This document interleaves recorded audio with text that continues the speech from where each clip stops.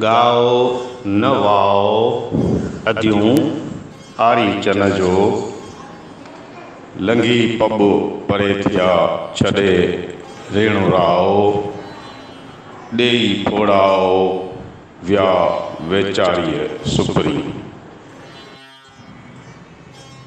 गाई नवाई अदियूं आरी चन जी कंहिं पर कही लंघियां जबल झाझाई जेकुस वाझाई हाणे मरंदियसि होत लए।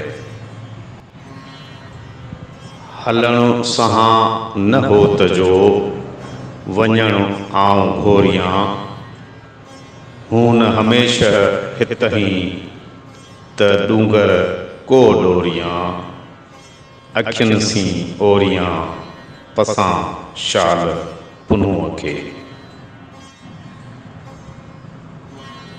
हलण सहां न होत जो वञण मूं न वस अल्लाह आरी चन जे गोली मेड़िए गस। पिरी पम्हार तो पुछां डोंगरिया मूं ॾस अखियुनि जी आरस मुंद जिहाई जोड़की। हलण सहां न होत जो वञण मवारियो रहो रात बंभोर में का घड़ी हितकारियो मज़ूर खे म मारियो सिकी जंहिं संग कयो।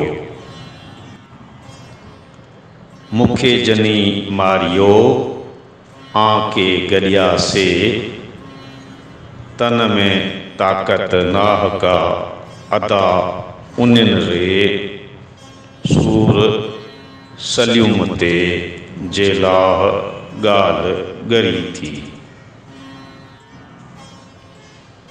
मूंखे जनी मारियो सुञातम सेई पुनूं पैकान पछंदिया ॿिलनि तां ॿेई वेजनियो वेई थी वहीणी सजणी। मूंखे जनी मारियो सुञातम पाणा लोहू लिंगन नाहकी संद मिड़ेई साणा दारूअ जा दाणा ॾिनम होत हथन सी। परतवो पुनूअ जो की छाई की उस करी बाणी कुस आहे कर बकरड़े। परतवो पुनूअ जो सहाई सियाह मोह ॾेई मूं आइयो रंगा रंगी राह पहिरीं ॾींदा पाह पोइ रंगींदा रंग में।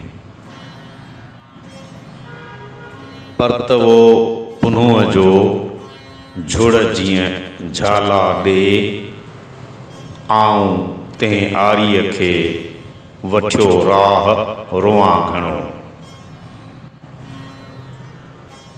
परतवो पुनूअ जो रुगियाई राहत भायां ॾेह भवाराऊं साजन लाइ सिहत मिठी मुसीबत आहे आरीअ ॼाम जी।